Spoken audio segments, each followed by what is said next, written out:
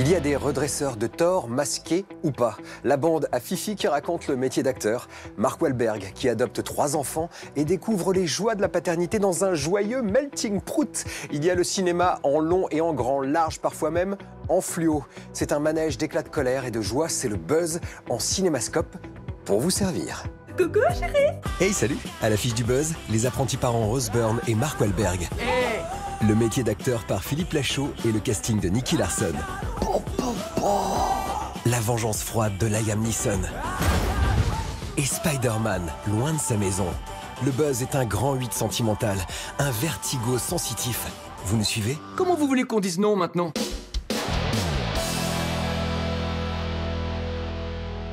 On lui est littéralement tombé dessus, Liam Neeson. En cause, une déclaration aussi choquante que sincère.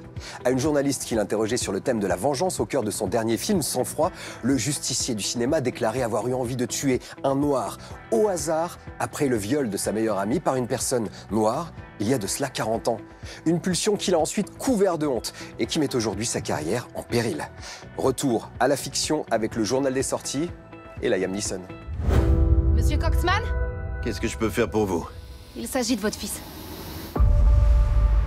Il est mort d'une overdose d'héroïne. On ne connaissait pas notre propre fils. Kyle n'était pas un drogué. Pardon, mais tous les parents disent ça. Fallait pas tuer le fils de Liam Neeson. Ce conducteur de chasse-neige employé modèle va partir en croisade contre le baron de la drogue responsable du crime. Une vendetta menée dans un grand cri de rage au milieu des coups de batte en pleine mâchoire et des punchlines drôlatiques. Sang froid est à servir glacé. Kyle est mort. Dis-moi ce qui s'est passé. Il fréquentait un dealer. Viking.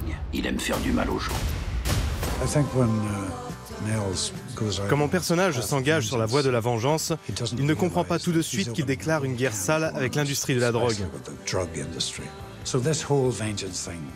Cette soif de revanche l'embarque dans un tourbillon de violence, mais toujours avec cet humour noir en arrière-plan. Je vais le tuer. Sang froid n'a pas souffert outre-Atlantique de la polémique autour des propos de Liam Neeson. Dans un monde de clash permanent, on se demande même si ce coup de pub était vraiment involontaire. Nels Coxman, citoyen de l'année.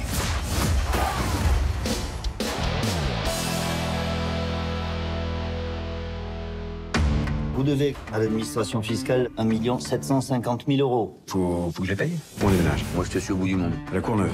Ah oui, quand même. Je vous présente Samy qui a la gentillesse de nous faire visiter la Courneuve. Elodie. Samy. Bon. Samy, on y va? Jusqu'ici tout va bien intronise le duo Gilles Lelouch-Malik Bentala. Le premier incarne le boss d'une boîte parisienne exilée à la Courneuve après une fraude fiscale. Le second est le joyeux Dri qui va lui apprendre les codes de banlieue. Choc des mondes au programme. Quand on est arrivé ici, on pensait que ce serait compliqué. Enfin, moi, je pensais que ce serait compliqué. Et finalement, c'est formidable.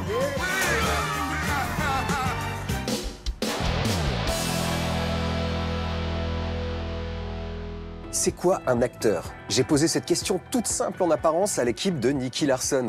Ils m'ont parlé plaisir de jeu avant tout. Dans la langue d'aujourd'hui et sans décodeur, c'est du kiff et encore du kiff. Alors du kiff, c'est tout de suite et maintenant avec le casting de Nicky Larson qui répond à cette question simplement compliquée. C'est quoi un acteur? Un acteur, c'est un gros kiffeur. Parce qu'il peut faire plein de choses dans sa vie. C'est pouvoir incarner des personnages qui soient proches ou loin de nous, et en tout cas plein de personnages très variés. Je trouve qu'en tout cas la chance de ce métier, c'est pouvoir effectivement toucher un peu à tout. Et tu peux faire des personnages comme Laura et vivre 10 000 vies en une, en fait, en vrai. C'est un mec qui fait passer des émotions. Pourquoi on est acteur? Parce que, moi je crois qu'on est des grands enfants. Ouais. Tout simplement. Jouer, c'est sortir de sa vie. Allez, américain pour moi de sa génération, Leonardo DiCaprio. Ah putain, j'étais sûre que t'allais dire ça, tu me l'as volé, c'est chiant. Et bah ouais. Bah toi, c'est Jack Gyllenhaal, toi. Ah oui. Jack Gyllenhaal. Oui. Mais c'est parce qu'il est très beau, c'est pas mal. Bah il est plus beau DiCaprio que Jack Gyllenhaal. Ah non, je préfère Jack T'es Gyllenhaal. sérieuse? Mais grave. Oh là là. Ah mais 100 fois. Avant, moi, j'ai travaillé avec des gosses et tout ça, et je trouvais que j'avais une vraie utilité dans ma vie.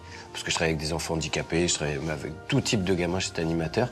Et du coup, tu t'apportes quelque chose. Et en fait, quand on a commencé à faire du cinéma, je trouvais que c'était vachement plus futile. Et quand tu fais les tournées d'avant-première, et que tu rencontres les gens, et ça, on a beaucoup de chance de faire les tournées d'avant-première, et que tu rencontres parfois des gens qui te disent, bah, dans ma vie, ça va pas, et là, grâce à vous, pendant 1h30, j'ai soufflé, j'ai ri, et je me suis évadé, et ben en fait, tu te rends compte que finalement, si, la comédie, ça a un sens, ça permet de t'évader, et pour plein de gens, c'est utile, en fait.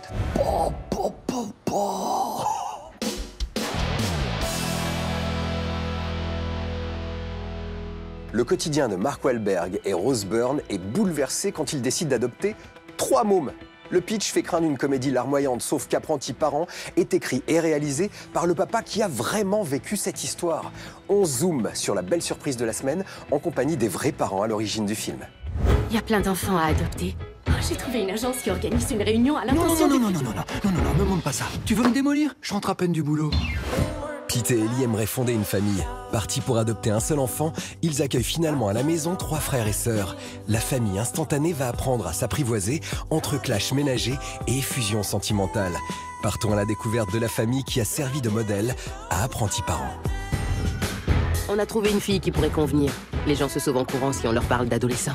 Elle a un frère et une sœur qui sont plus jeunes, Juan et Lita. 3 gosses? C'est trop. Pourquoi vous nous montrez ça? Comment vous voulez qu'on dise non maintenant? On se demandait depuis longtemps si on voulait avoir des enfants ou non. Il y a 5 ans, j'ai blagué en lui disant que je me sentais vieillir et que j'aimerais bien adopter un enfant de 5 ans. Elle m'a répondu du tac au tac que l'idée lui plaisait, alors je lui ai rappelé que je plaisantais.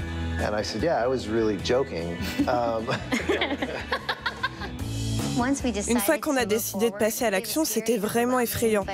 Mais on était ouverts à tout ce qui pouvait arriver. On est passé par des moments difficiles. Les enfants s'adaptaient à nous, on s'adaptait à eux, et on apprenait en même temps à être des parents. On est passé de 0 à 3 enfants littéralement en une nuit. On a vécu des situations vraiment marrantes. Alors je me suis dit qu'on pourrait faire une comédie qui montrerait vraiment comment ça s'est passé. Je ne dis pas qu'on est des parents parfaits. On doit les embrasser avant qu'ils s'endorment. Vous vous prenez trop la tête. Mais je crois qu'on a la fibre parentale. Oh non! Vous êtes sûr? L'idée n'est pas que les gens voient le film et se précipitent ensuite pour adopter des enfants, même si ça serait merveilleux. Apprenti parent montre le côté difficile de l'adoption, mais aussi la drôlerie qui naît de ces difficultés. On montre une famille en construction et on essaie de démystifier tout ça. On se rend compte que c'est juste une famille, ça pourrait être vous, ça pourrait être vos enfants et votre famille. Apprenti parent glisse des éclats de rire à l'émotion. Alors qu'en attendait une comédie passe-partout, on se retrouve face à un film qui laisse passer de vrais moments de vie. Belle surprise. Je vais te la réparer. Regarde, elle est toute belle. Merci, papa. C'est mon premier papa. C'est dégueulasse. Tu te rends compte? Moi, j'ai pas droit, moi. Attends, chaton, tu veux que je t'aide? Non.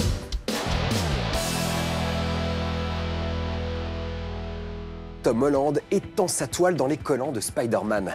Après s'être fait un nom chez les Avengers, l'athlétique teenager valse au milieu des buildings de sa propre saga.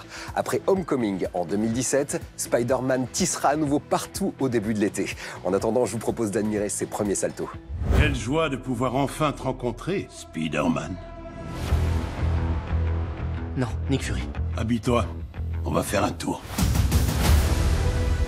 J'ai l'impression que Nick Fury a détourné nos vacances. C'est énorme. T'as des dons, Peter. Mais on a une mission. Est-ce que tu vas assurer? T'es tout seul. Tes amis ont des ennuis. C'est quoi ton plan?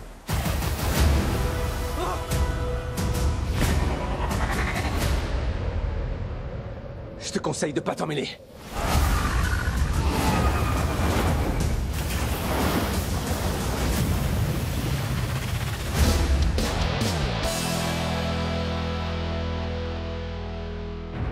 Pour ses 50 ans, le Weekly Shonen Jump, le magazine de prépublication japonais, s'offre un jeu choral, Jump Force. Jump Force peut tenir en 3 mots, fan, fun et fou.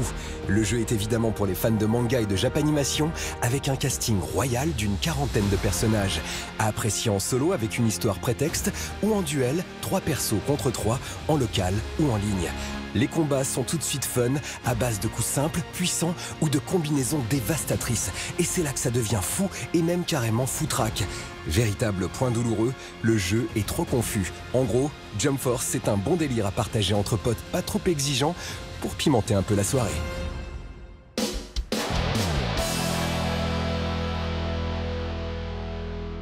En 3 titres, Danganronpa s'est imposé comme l'une des séries les plus étranges du jeu vidéo. Un mélange de visual novel et de murder party, sorte de Phoenix Wright pervers. Toujours la même, l'histoire malsaine voit un groupe d'étudiants piégés dans un huis clos, chacun devant assassiner un camarade sans se faire démasquer pour s'en sortir vivant. Dans Trigger Happy Havoc, Makoto et ses compagnons sont séquestrés dans un lycée par leur proviseur, un ours en peluche à l'humour grinçant. Adaptation fidèle, le manga suit à la lettre le déroulé de cette rentrée des classes tragique. À lire avec une bonne dose de second degré pour apprécier l'esprit tordu d'un monde qui se nourrit des peurs et des désespoirs des jeunes. Avant de se quitter, on fait le point sur la photo finish. Mathieu Kassovitz, François Civil, Omar Sy et Reda Kateb hors champ sont à l'affiche du Chant du Loup depuis 8 jours dans les salles. Avant eux, d'autres acteurs se sont frottés au film de sous-marin comme Jürgen Prochnow, ici au centre dans le bateau de Wolfgang Petersen.